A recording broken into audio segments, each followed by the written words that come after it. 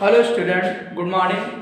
आज आपको प्रश्नावली 1.5 का दूसरा क्वेश्चन कराते हैं। ठीक, इसमें लिखा हुआ है बताइए नीचे दी गई संख्याओं में कौन परिमेय और कौन अपरिमेय संख्या है। ठीक, तो आप पहला देखेंगे क्या लिखा हुआ है कि 2 माइनस रूट 5 कह रहा है ये परिमेय अपरिमेय है। ठीक, तो आपने इससे पहले संक्रियाएं पढ़ी थी कि एक परिमेय और एक अपरिमेय संख्या का योगफल अर्थात जोड़ना और शेषफल अर्थात घटाना। ठीक, इनका योग या घटाना मतलब इनका जोड़ना या घटाना एक अपरिमेय संख्या होती है। ठीक, तो ये कैसी संख्या होगी? अपरिमेय संख्या है। तो यहां पर इसके आगे लिख देंगे अपरिमेय है। ठीक, इसमें कारण पूछ नहीं रहा, पहले वाले क्वेश्चन में कारण पूछ रहा था तो कारण आपको स्पष्ट किए गए थे। ठीक, इसमें आप कारण अगर देना चाहो तो दे सकते हो, क्योंकि एक परिमेय और एक अपरिमेय संख्याओं का अंतर सदैव अपरिमेय होता है। ठीक, मतलब घटाना। सेकंड आपका पॉइंट है 3 प्लस रूट 23 और बाहर आपका under root 23, 3 plus under root 23 minus under root 23, minus minus minus plus cut गया 3 जो परिमेय संख्या है, या लिखोगे परिमेय संख्या है। ठीक, परिमेय संख्या है या परिमेय है, बात एक ही चीज है। ठीक है, तो परिमेय क्यों है? क्योंकि इसे p अपान q के रूप में लिखा जा सकता है और जहां p और q दोनों पूर्णांक होंगे और q नॉट इक्वल टू 0 होगा। अगर नंबर थर्ड 2 रूट 7 और 7 रूट 7, रूट 7 कैंसिल आउट, आपका आएगा 2 अपान 7। ये भी परिमेय है। परिमेय है या परिमेय संख्या है। ठीक, क्यों है? क्योंकि जानते हो 2 अपान 7 क्या है कि इसे p अपान q के रूप में लिखा जा सकता है जहां p भी पूर्णांक है और q भी पूर्णांक है और q नॉट इक्वल टू 0 है। अगर नंबर आपका फोर्थ 1 अपान रूट 2, ये कैसी संख्या है? ये अपरिमेय संख्या है। कल आपने लास्ट संक्रिया पढ़ी थी कि अंडर रूट 2 क्या है? अंडर रूट 2 अपरिमेय संख्या है और अपरिमेय संख्या का व्युत्क्रम भी अपरिमेय संख्या होता है, इसलिए अपरिमेय संख्या है। ठीक, यहां पर रीजन नहीं लिखना है, लेकिन आपसे रीजन कोई पूछना चाहता तो आप बता सकते हो कि 1 अपान अंडर रूट 2 अपरिमेय संख्या या अपरिमेय है। क्यों? क्योंकि अंडर रूट 2 हमारी एक अपरिमेय संख्या है और अपरिमेय संख्या का व्युत्क्रम भी अपरिमेय होता है, इसीलिए 1 अपान अंडर रूट 2 एक अपरिमेय संख्या है। या ऐसे रीजन लिख सकते हो कि इसे p अपान q के रूप में जब तुलना कराओगे तो p तो पूर्णांक है लेकिन q पूर्णांक नहीं है। ठीक, इसीलिए परिमेय संख्या नहीं है, अर्थात यह अपरिमेय संख्या है। अगला नंबर आपका फिफ्थ है, लिखा है 2 पाई। 2 पाई एक ऐसी संख्या है तो ये भी एक अपरिमेय संख्या है। क्यों है अपरिमेय? यहां पर लिखोगे अपरिमेय है, यह अपरिमेय संख्या है, बात एक ही चीज है। तो अपरिमेय क्यों है? कल आपने संक्रियक पढ़ी थी कि एक अपरिमेय संख्या, भाई पाई एक अपरिमेय संख्या है क्योंकि इसका दशमलव निरूपण लिखते हैं, जब मान लिखते हैं 22/7, वो मान लगभग में होता है। ठीक, पाई का एक्यूरेट मान 22/7 नहीं होता है। ये तो परिमेय संख्या है लेकिन ये अपरिमेय है।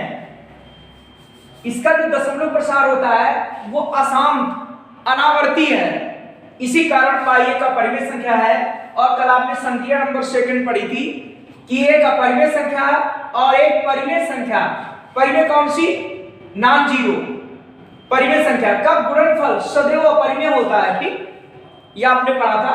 इसीलिए 2 पाई क्या है? एक अपरिमेय संख्या है, क्योंकि एक अपरिमेय संख्या और एक नॉन जीरो परिमेय संख्या का गुणनफल सदैव अपरिमेय होता है या अपरिमेय संख्या होती है। तो इस तरीके से इसके पांचों पार्ट हो जाते हैं आपके। ठीक, इससे मालूम हो जाएगा कौन परिमेय और कौन अपरिमेय है। अगला क्वेश्चन नंबर थर्ड, निम्नलिखित व्यंजकों में से प्रत्येक व्यंजक को सरल कीजिए। इनको सरल करना, सिंप्लीफाई करना है। कैसे करते हैं? पहला पार्ट लेते हैं कि 3 प्लस रूट 3, अगले ब्रैकेट में आएगा 2 प्लस रूट 3। आप इसमें से 3 ले लेंगे और इसे मल्टीप्लाई कर देंगे 2 प्लस रूट 2 में। यहां से रूट 3 ले लेंगे, रूट 3 से मल्टीप्लाई कर देंगे 2 प्लस रूट 2 में। तो जब 3 से मल्टीप्लाई करेंगे 3 2 जा 6, 3 बनता 3, इसकी गुणा करेंगे आएगा 2 रूट 3, रूट 3 रूट 2 की गुणा करेंगे आपका क्या आएगा रूट 6। जब करड़ी समान होती है, ये मतलब यहाँ पर वर्गमूल वर्गमूल है तो इसकी इसमें मल्टीप्लाई हो जाएगी 6 हो जाएगा, ठीक।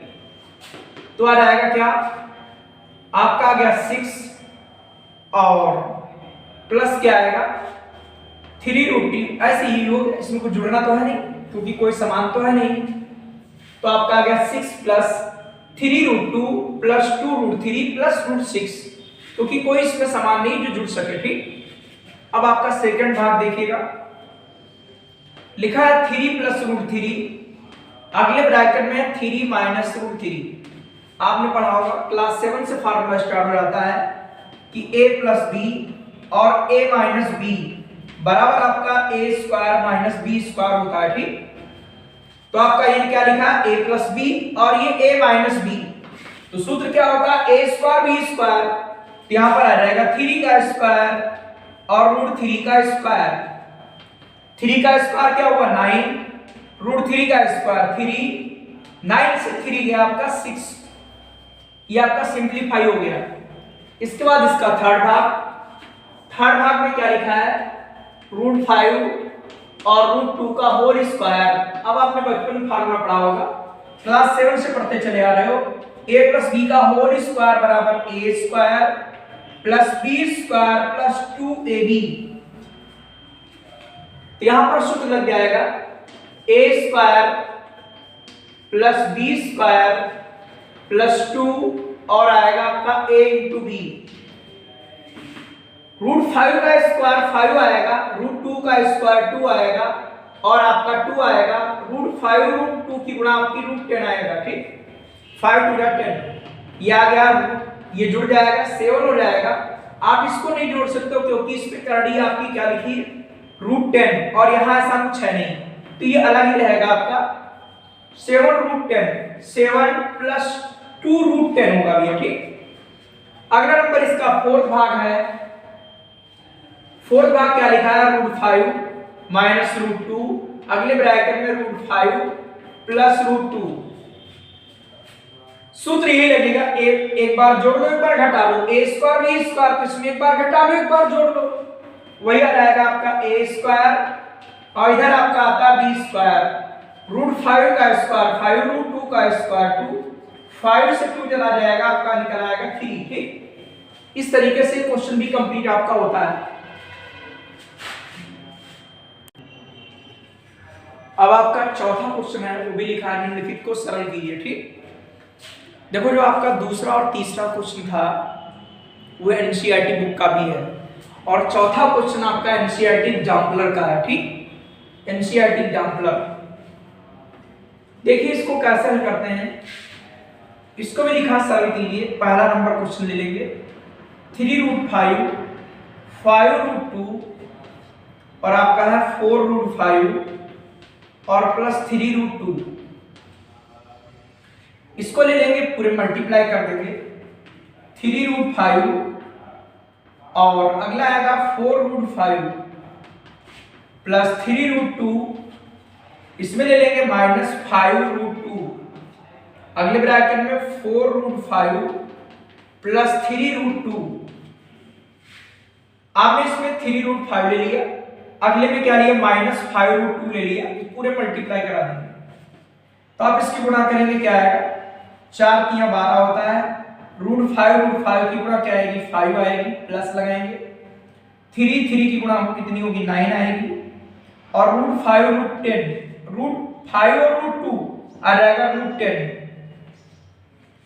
माइनस आएगा 5 की गुणा 4 से करेंगे 20 आएगा, 2 की गुणा अंडर रूट 5 से करेंगे अंडर रूट 10 आएगा और इसकी गुणा इधर करेंगे माइनस की गुणा प्लस से माइनस आएगा, 5 3 का कितना होता है 15 होता है, रूट 2 की गुणा 2 आएगी, ये आपका आएगा 12 5 60 आएगा प्लस ये 9√10 है और ये 20√10 है, घटाएंगे क्या आएगा, माइनस का दादा माइनस का बचेगा, -11√10 और उधर आपका 30 आएगा, 60 तो 30 आएगा, तो आपका क्या बचेगा 30 माइनस 11√10, यही आपका सरल करने पर आएगा। ठीक, आप सेकंड पार्ट देखेंगे, सेकंड पार्ट में क्या लिखा हुआ, 3√3 लिखा है, आगे 2√27 लिखा हुआ है और ये 7 रूट आपका 3 है। आप इसमें क्या करेंगे, ये 3√3 है और इसके आप जो है गुणनखंड कर लेंगे, 3 3 जा 9, 3 जा 27 और इसकी करड़ी सरल कर लेंगे। ठीक, करड़ी सरल करने के लिए क्या करना होता है, जब एक पद वाली करड़ी होती तो उसी से मल्टीप्लाई आप ऊपर नीचे कर देते हो, अंश और हर दोनों में उसी से मल्टीप्लाई कर देते हैं। ठीक, बात आपको क्लियर हुई। जब एक पद वाली करनी हो और जब दो पद वाली होती है तो उसके संयुग्मी अर्थात कॉन्जुगेट से गुणा करते हैं, वो आगे सिखाया जाएगा।